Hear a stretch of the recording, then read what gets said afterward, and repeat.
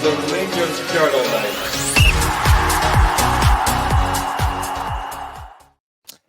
Hello, Andrew here, and a very warm welcome to the Brogues series on the Rangers Journal, the series where we look around and see who could fill the current vacant manager's job at Ibrox. There's lots of names, there's favourites, there's outsiders, and there's candidates who might not even be considered, who might actually fit in quite well. So each episode we're joined with a guest who will give us the lowdown on each candidate, and we can see if they could be the right person for the job. And as today's candidate is former Wolfsburg and Southampton manager Ralf Hasenhüttl.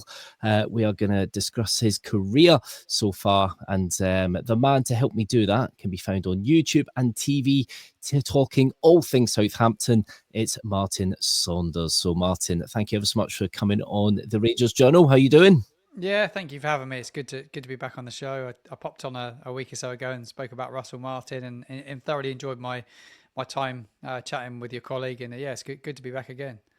Oh, it is fantastic. It's good to have you back on. And that Russell Martin pod was a really interesting one, a good bit of insight into Russell Martin as well. So if you haven't seen that, do give that a look. So we are talking Hasenhüttl. So most of us will know Ralph for his time at Southampton when he succeeded Mark Hughes. He was appointed to keep Southampton in the Premier League. And he achieved that, didn't he, Martin? Yeah, he did. Yeah, he did achieve that. He worked on tiny budgets while he was here. Wasn't loads of money to spend for Ralph. And to be fair, him and the CEO at the time, Martin Semmens, they done very well, really. They recruited as well as they possibly could with the financial restraints they had. We were at that time owned by the majority shareholder was a Chinese gentleman, and he was I don't know how it evolved, but there wasn't ways that he could get money into the football club through what happened in China, and he wasn't just able to pump the money into Southampton like he wanted to, I think. And Hasenhüttl was the manager during that time, and to be fair, he done really well. There were some real low moments under him, some big lows, like two of the most humiliating probably Premier League defeats that there has been by any team ever. I think they're record defeats, two of them, 9-0. One against Leicester City at St Mary's Stadium, and another one during COVID at Man United. So yeah, we've been on. This wasn't always pretty. Let's be honest.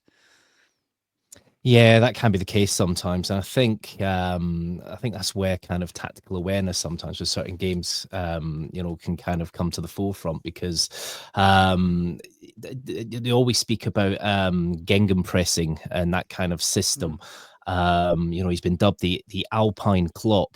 Do you think sometimes his football was just a little bit too attacking for some of the teams that were playing, leaving gaps in behind? Yeah, he likes to play with a 4-3-3, which is with the formation that he liked. Look, he probably didn't have the players at his disposal a lot of the time to play how he wanted to play, and we signed players that were probably not signed for him. There's probably a director of football that had links with agents, and he ends up with players that he probably doesn't want. I think you get that in a lot of football clubs. He was very good, like without the ball. In terms of pressing, they were quite organised. He liked to play a high energy, high press from the front, get the team up the field. But it does leave you susceptible to gaps in behind, like you say, and you can get caught. And I double check his win percentage at the moment. I don't think it was that high, to be honest. There's a lot of Saints fans calling for him to be to return to Southampton. But once we changed ownership, bearing in mind he'd been the manager for a long period of time, he'd become the manager of Southampton in I think it was 2020. Yeah, 2018-19. Yeah, 2018-19. It's December the 6th, 2018, and he left in November 22, and that was after we'd had a change in ownership. So the 80% that the Chinese had, a company called Sport Republic bought that share, and they couldn't wait to get rid of him, really. The minute he went on a bad run, they were desperate to get him out, really. They didn't want him. They replaced his whole of his backroom staff during the summer, so they stripped all of his backroom staff out, and he remained as manager, and they put their own people in his backroom staff. How he stayed and put up with it, I don't know. He was probably waiting to be sacked, because it was obviously best to sit in and wait for your payout. I would imagine. It's always a difficult situation when it's like that, when you get new owners and things, and you're just not the face to fit that role, so to speak. It can be a bit of a daunting time. I guess you could say that's a good example of kind of working under pressure a little bit, because I think he probably, at one point did know that that he could be moving along. But how did you find his experience working under pressure in games, especially in them kind of relegation battles where every point was a prisoner? How did you find he coped with that? For a long period of time, done really well. Like without, like I said, probably the tools to really kick on. Like we had Danny Ings that was brilliant during COVID. It was absolutely immense. He scored a lot of goals in it, and it kept us, kept us way clear of relegation. We never looked like a team that was ever going to be relegated anytime soon. Danny Ings went, and we never really replaced him. We used Amanda Brogues on loan from Chelsea for a season. He was really good for half a season, run out of gas, and we come really close. We got really close. At back end of his sort of final full season, it was the first time we looked like we were staring down the barrel and we could potentially go down. But we'd had purple patches. He has this ability to have purple patches with the team. And then you have moments where like you can't buy a win. You just can't buy a win. Struggle with a striker. He wanted a striker. They never backed him with a striker. And when he went into his final season, they brought in a lad called Sekou from France. He was just never ever good enough to play in the Premier League. Wasn't anywhere near the ilk of Ings or Amanda Brogues. And we struggled for goals, and we looked like we were going to go down that season. The start of that season, we looked way short of what was required. I wouldn't say he was the greatest man manager ever. You talk about managers, and I talk to people in the game, and I don't think he was necessarily an amazing man manager with players. Every manager has their favourites, don't they? He was very lucky. He had a very good midfielder in Oreo Romeu. And when he was fit, it was a really big part of his team. He'd play in the six, in the pivot, and he'd break up a lot of play. And he was really important to him. I just think he maybe just in the end just run out of the players that he needed. They sold Oreo at sort of the summer before he was sacked, and that was a major miss. And the recruitment was probably done without his say-so. They brought in players. Well, I think it was Joe Shields was doing recruitment at the time. Brought in players from Man City's academy, loads of 19-year-olds, and they threw him in the Premier League and thought they were going to survive with it. How he didn't walk away at that stage, I don't know. Yeah, no, you say there, you don't think he was necessarily a decent man manager per se. Would you say he was a bit of a disciplinarian as a manager or motivator? What was it you've seen from the touchline? What insight have you got on the kind of the way he manages his players? Touchline manager, always inside the technical area. Very vocal. Had a lot to say. He was very good with the press, actually, like the local press. He had good relationships with the key people, which I think some managers do that really well. Some don't do it as well.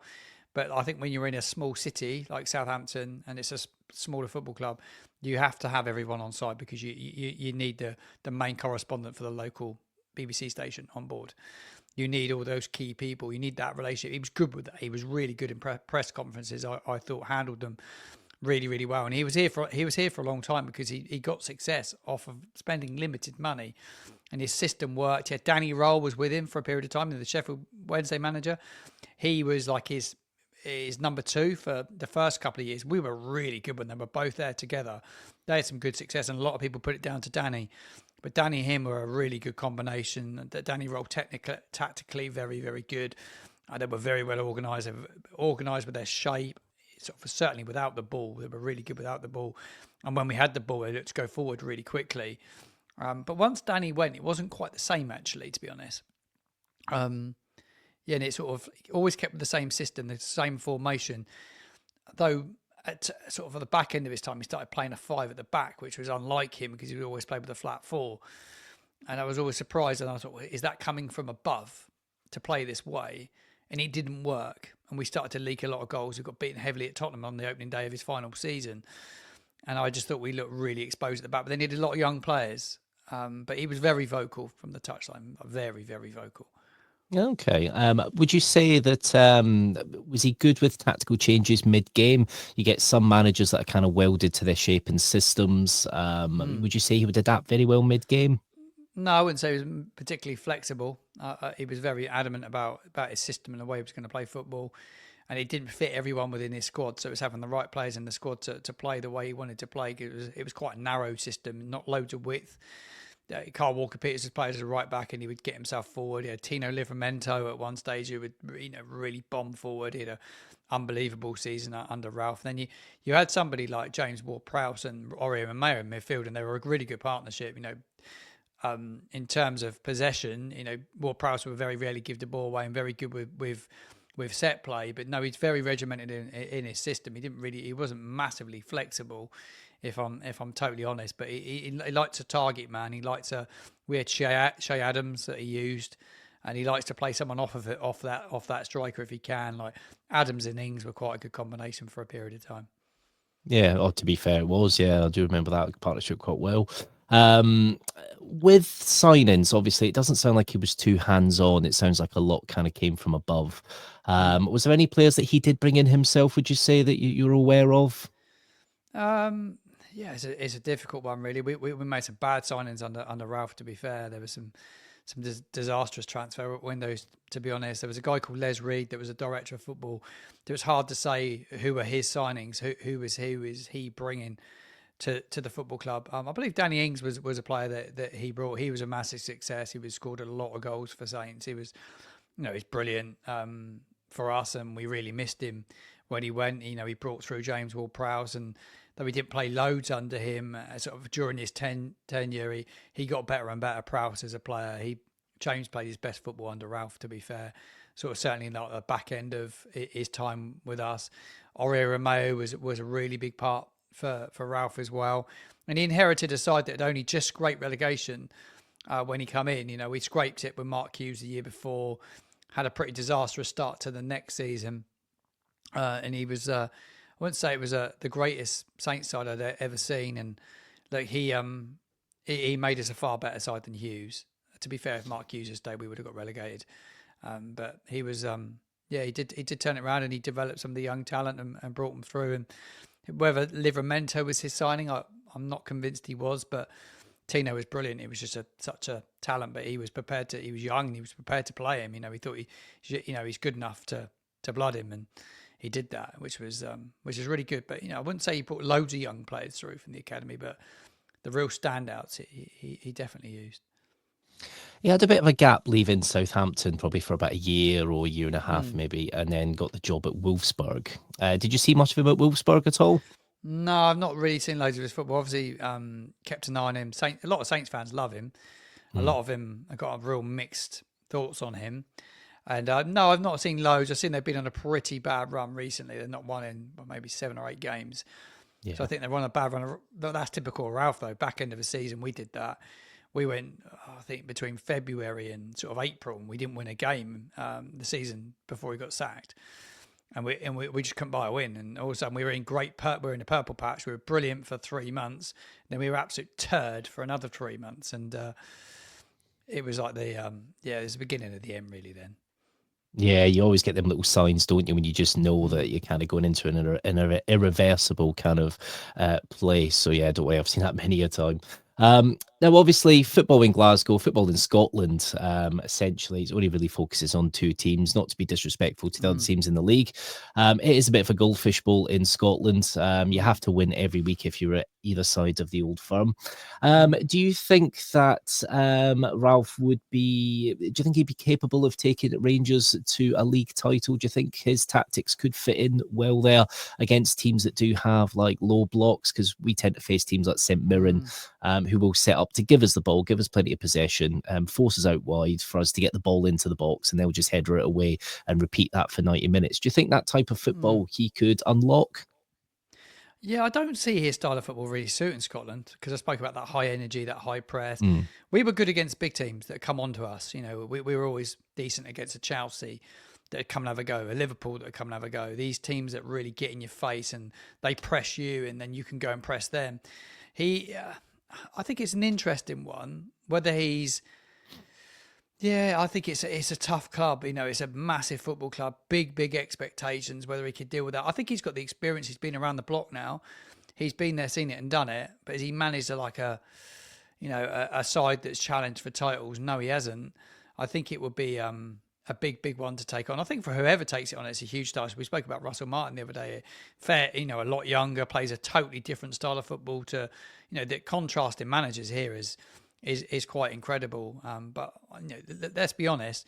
If you're offered the Rangers job, how many managers are going to turn it down? It's a huge football club. It'd be very, very hard to turn that down. So I think if he gets offered it, he'd probably take it. Whether he could go and win a league title, I think that remains to be seen. Yeah, there's been plenty of managers since Steven Gerrard that have kind of come up and kind of failed, but there's always been a fairly decent run in Europe. And generally speaking, managers tend to play that kind of similar way to Hasenhüttl, the way that he kind of plays. Because in Europe, we're very good against sides that leave a bit of space in behind. And, there's been many teams we've managed to beat that, realistically on paper, we shouldn't be able to. So I guess on a European side, that could work quite well. However, we're always terrible with the bread and butter in the league. And that's the winning the titles, beating the smaller sides. So looking at concerns, would you have any concerns? I know obviously you went through kind of a little bit there. You reckon that the style of play might not suit in Scottish football, but would you have any other concerns if he was made Rangers manager? Let a lot of goals in. I was looking at our Premier League record under him a couple of days ago. Actually, we let a lot of goals in. In 151 matches, we let in 255 goals, Wow. which is a lot.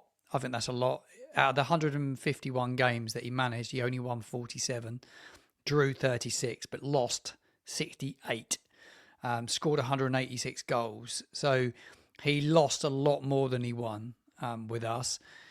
Whether his sides can be good enough to keep clean sheets, I think that would be an interesting point. Yeah, I just think it's a big job to take. It's a huge job, big expectation, and yeah, you wouldn't want to go there and foul because the fans will quickly get on your back. Yeah, they certainly do in Glasgow. They track your every movement and everything. I always remember Paul Le Guen when he managed. We got a drop at Dunfermline, and he looked at it as a good result. And it was instantly then you looked and thought, right, he doesn't get this, does he? So yeah, there has to be somebody that really gets it. If you were sitting on the Rangers board and it was your decision, would you give him the job?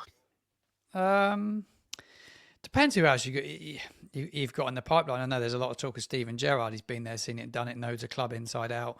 Would they want to go and reappoint a manager that done really well before? Because he had good success there, didn't he? He done well.